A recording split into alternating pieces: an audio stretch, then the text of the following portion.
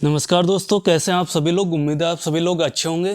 तो दोस्तों आज हम बात करने वाले हैं उत्तराखंड के एक बहुत ही महत्वपूर्ण टॉपिक के बारे में, जो कि संबंधित है दोस्तों, जो धामी सरकार का मंत्रिमंडल है उसके बारे में बात करेंगे। तो दोस्तों जैसा कि आप सभी लोग जानते हैं, जो आगामी एग्जाम्स हैं पटवारी, लेखपाल, फॉरेस्ट गार्ड, पुलिस, एसआई, तो उसमें आपको एक नंबर का क्वेश्चन जरूर देखने को मिलेगा। तो आपको इसमें ज़्यादा चीज़ें ध्यान नहीं रखनी है दोस्तों। इसमें आपको दो चीज़ें मुख्यतः ध्यान रखनी है दोस्तों। इसमें आपको रखना है जो मंत्री हैं और उनकी जो विधानसभा सीट है, तो आपको ये दो चीज़ें मुख्यतः ध्यान रखनी है दोस्तों। तो इसी में से आपको एक नंबर का क्वेश्चन देखने को जरूर मिलेगा। तो क्वेश्चन कैसे बन सकता है, इसमें क्वेश्चन बन सकता है दोस्तों कि 4 मंत्री आपको दिए होंगे, उसमें से आपको एक सेलेक्ट करने को दिया मतलब, या इसमें से कौन मंत्रिमंडल में शामिल नहीं है, ऐसे देख सकते हैं, या मंत्री का नाम देकर उसकी विधानसभा सीट आपसे पूछ सकते हैं। तो ये दो टाइप के क्वेश्चन बन सकते हैं। बाकी जो इनमें विभागों का वितरण होगा वो बाद में, इस पर वीडियो आएगी, उस पर बारे में बाद में बात करेंगे। लेकिन आपको अभी याद रखना है जो मंत्री हैं और उनकी विधानसभा सीट, तो ये दो चीज़ें आपको ध्यान रखनी है दोस्तों। तो स्टार्ट करते हैं दोस्तों। सबसे पहले देख लीजिएगा, इसमें जो सीएम है अभी धामी पुष्कर सिंह धामी जी मुख्यमंत्री हैं, और इसके अलावा इसमें 8 कैबिनेट मिनिस्टर शामिल किए गए हैं।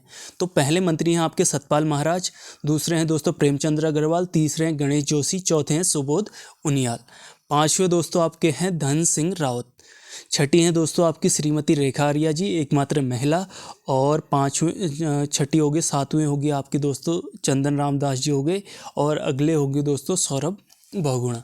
तो ये 8 मंत्री हैं दोस्तों। अब देख लेते हैं कि इनकी जो विधानसभा सीट है वो कौन कौन सी है, जिससे आपको एक नंबर का क्वेश्चन देखने को मिलेगा।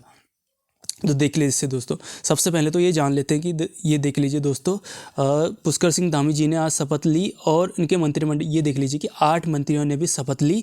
और पद और गोपनीयता की शपथ किसने दिलाई दोस्तों धामी जी को? ये दिलाई थी मेजर जनरल जो सेवानिवृत्त हैं, गुरमीत लेफ्टिनेंट जनरल गुरमीत सिंह, जो कि हमारे राज्यपाल हैं।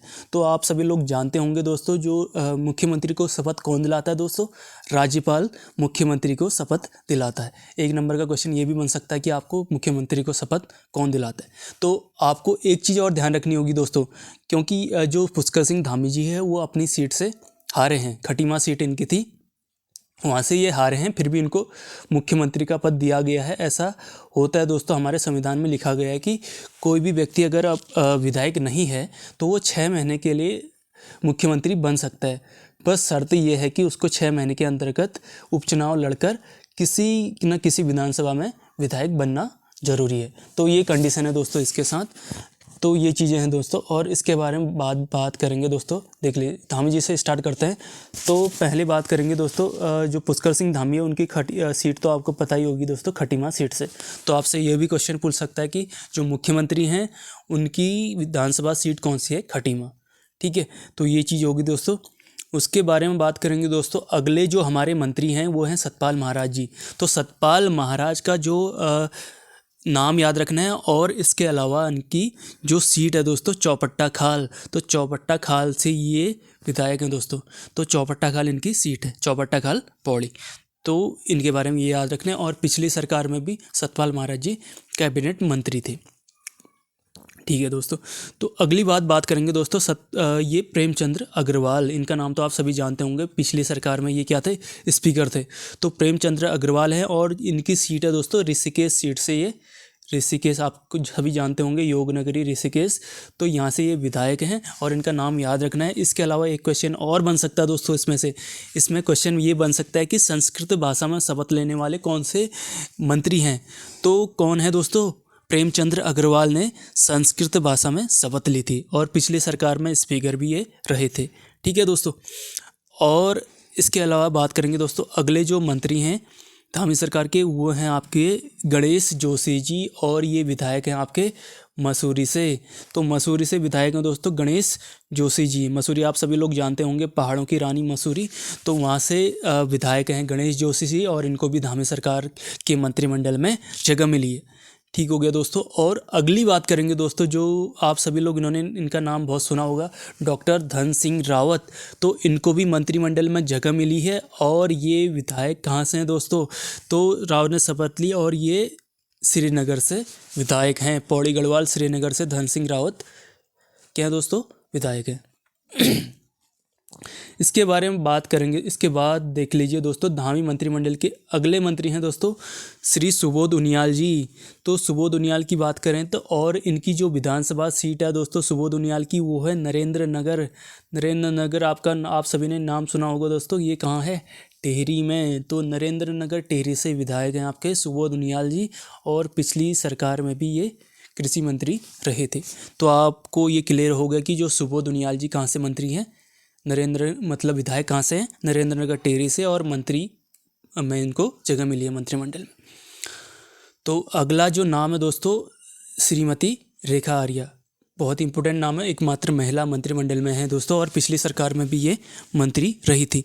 तो सोमेश्वर से ये दोस्तों विधायक हैं। सोमेश्वर बहुत से लोगों को नहीं पता होगा, ये अल्मोड़ा में पड़ता है दोस्तों, अल्मोड़ा की सीट है सोमेश्वर। तो ये यहाँ से विधायक हैं, और इनके बारे इस बार देखा होगा आपने, जो पारंपरिक वेशभूषा है उसमें ये इन्होंने शपथ ली थी। इसके अलावा रेखा आर्या 3 सरकारों में मंत्री रही हैं, इससे पहले 3 सरकारों में इनको मंत्री पद दिया गया है। तो ये चीज़ ध्यान रखिएगा। और इसके अलावा इनका जो विधानसभा सीट है दोस्तों वो है सोमेश्वर। तो सोमेश्वर अल्मोड़ा से ये विधानसभा ये MLA हैं। इसके बाद बात करेंगे दोस्तों, अगले जो व्यक्ति हैं वो हैं आपके, देख लीजिए, चंदन राम दास जी।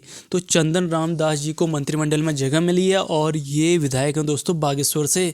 जो बागेश्वर की सीट है, जिसको पता होगा दोस्तों, बागेश्वर की जो सीट है वो आरक्षित सीट है। तो विधानसभा के लिए आरक्षित सीट है, तो उसी से विधायक हैं हमारे चंदन राम दास जी, और इनको भी मंत्रिमंडल में जगह मिली है। तो इनकी सीट याद रखनी है आपको दोस्तों, बागेश्वर।